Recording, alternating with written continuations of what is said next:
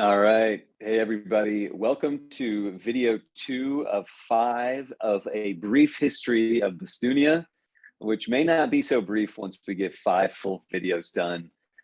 In the last video, in part 1, we talked about all 4 eras and how those 4 eras comprise the entire history of Bastunia. The first era being the Age of Discovery. This is the time of 3. This is where it all begins. This is 0 to 80. That's where we're going to spend the concentration of this video. When you drop into this world, I really want you to imagine a young, arrogant, exuberant, enthusiastic, but blundering God, and a very lowercase g attached to this. He's just creating, and he's never really asked for a lot of help. He's definitely stumbled forward and bitten off more than he can chew, sometimes taking on a challenge that is way over his head. Imagine that there is the galactic front lines, wedged between the unfound and the found planets, the arc oriented, arc dominated planets and the Zigra dominated chaotic planets. And there's this galactic war, and right here in the middle, you have this zone, and right there in the center of this zone, we have Bastunia, our home planet. And that's going to become really relevant, the proximity to the war. And it's going to show itself in how imperative you see in our God, in the way that he interacts with some of the heroes of early Bastunia, that it's important that Bastunia gets its stuff together quick, because there's going to be a Zigra attacks happening to a very infant society. And so there's no childhood really for Bastunia. But if there is a childhood, it's this time of 3, it's this age of discovery, and it's the age of Argus. Argus is Bastunia's first hero. As you walk through modern day Bastunia around year 293, you're going to see sculptures and buildings committed to honoring Argus. He's just the first hero, and he had this relationship with Argus that's a lot, or excuse me, this relationship with Buntu, Argus did, that's a lot like Moses and God. It's the main channel that Buntu is using to bring back ideas for his people's civilization. And so Argus isn't born until year 23. So there's years 0 to 23 where Buntu is really creating people in 3 different tribes, for lack of a better word. There's a tribe, without putting a name to it, there's a tribe of creators, of philosophers, of thinkers. It's a very cognitive tribe. It's the generals, it's the scholars. Okay, that's the first group of people. He creates a different type of person, and they're a little bit more brutish, a little bit more physical, more prone to being soldiers or doing heavy lifting, the grunt work. They're a very mighty tribe. And then there's third, it's the medics. It's the people that see we're all not separate, but we're all one. And if one part of the body is sick, then the body is sick. And so they're the physicians, the medics. They're very spiritual. They're the caretakers. They'd be very mindful of the energies of the world. And so at year 23, our hero is born. Argus is born into the Mind tribe, and he's given by Buntu a beast that I can't entirely fathom what this beast will look like yet. That's definitely Dylan's area of genius, is the spiritual beasts. But it's a tribe, it's a calling that would firmly be recognized as something cognitive, something that would aid in the philosophies, something that would be that would lend himself to a scholar. And in this time, as Argus grows up, he sees that this is not the vision that our God has for our civilization. First of all, initially, when the God created the world, he's like, here's your world. And he gave the whole entire sphere. And then it became clear that this great space was not going to provide an opportunity for easy civilization. So he essentially drew up boundaries, and maybe they're natural boundaries like mountains or oceans, or maybe it's just this area that if you were a Bastunian, you'd go wandering into the zone. Did I see that tree before? Am I going the right way? You get a little disoriented and you find yourself walking in circles, spit back into the world. And so by disorientation or by natural interference, Bastunia is reduced to this rectangle that when you see the map. And this is as far as people can go. And so this kind of keeps them near each other, but keeping them near each other, as positive of an intention as that was to provoke civilization, has actually just kind of put the mouse right underneath the cat's paw. The soldiers, the material strongmen tribe and women are just doing what conquerors do. They're conquering. And so unfortunately at this time in Argus's youth, you see a mind tribe in shambles. There's not really any education to speak of in the world at this time. The body tribe is just sort of like staking its claim. And the heart tribe, the healers, the druids, the Native American type, we'll call them the heart tribe, they're reduced to a few. I mean, what place does the pacifist have in a war-torn society? A very vital place spiritually, but in a world who is championing and celebrating might, and they're pacifists, they don't rise very high in their worldly station. And Argus sees this and is one of the first people to really lend himself and his mind beast to this idea that we're one. And the way that he expresses that is he goes and he protects them. And he spends some time with them. And after spending some time with them and having some great things happen, he is bestowed a second beast. And this is unprecedented. The second calling is given.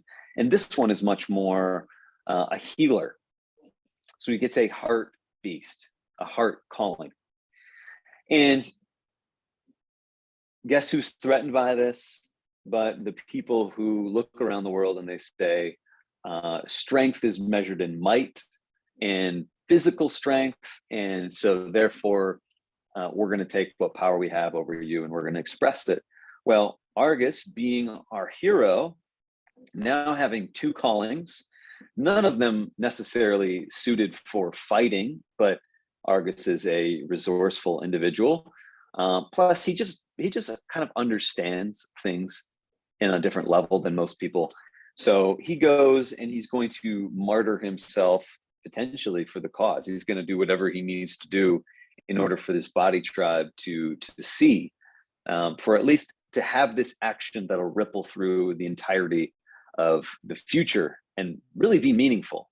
So he's prepared to sacrifice himself, except right upon the moment where he's about to be taken by this body tribe, he gets a third beast. Again, completely unprecedented. I'm not even sure anybody's had a second beast aside from him. And now he has three. And one of them is pretty doggone mighty. And mighty enough to command the respect of this body tribe, mighty enough to get them to put down their arms and look at him as this authority. Now, the heart tribe reveres him for his sacrifice.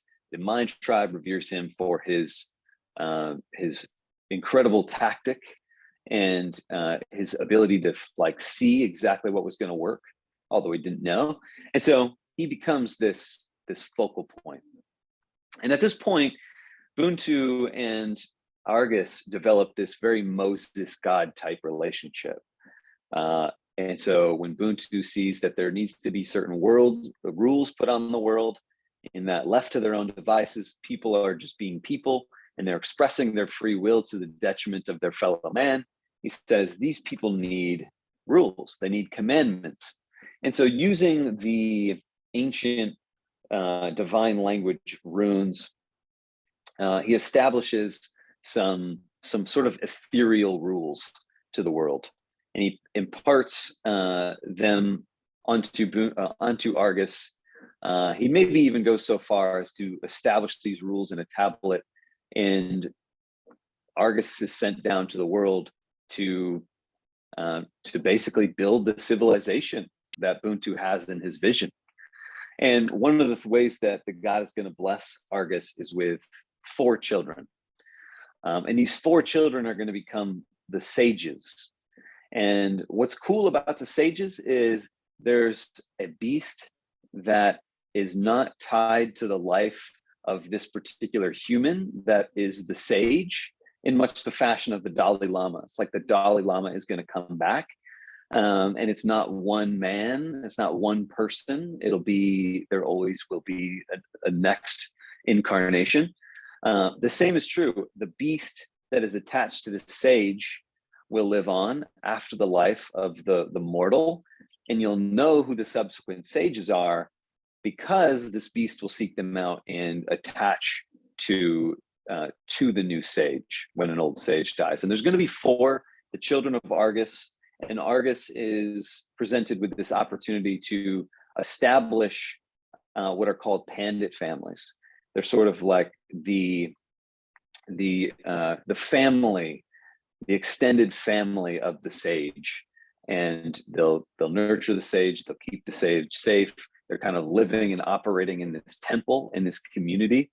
So somewhere, and it's very mysterious in its ability to sort of change and never be in the same place. But these pandit families, they live according to their elemental sign. So there's a water sage, there's an air sage, there's a fire sage, and then there's the other one,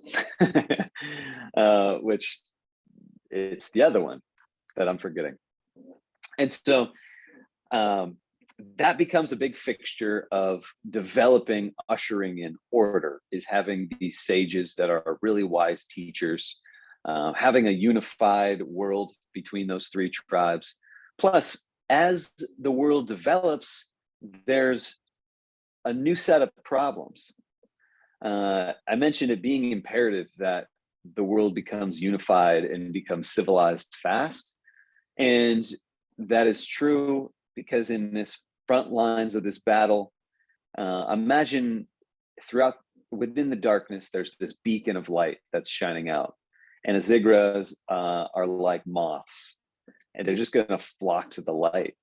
And if there were 1,000 lights, then you're going to probably see the moths not honing in on one particular target, and it's just part of this unified thing. In fact, do we really see moths that much in the light during day?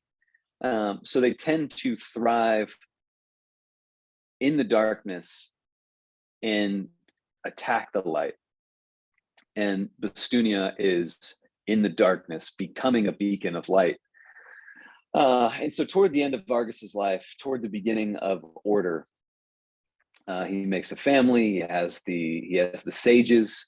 When the sages are born, the age of 4 begins. Formerly, it was the age of 3. Now it's the age of 4, based on the 4 sages.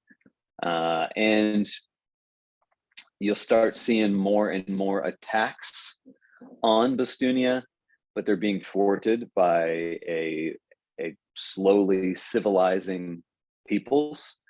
And we enter into the age of order. And right now, sure, things are becoming a little bit more orderly. Things are looking pretty good, thanks to Argus and his relationship with Ubuntu, thanks to the sages, thanks to some of the commandments that were passed down from Ubuntu to Argus to his peoples. And so things are looking pretty good.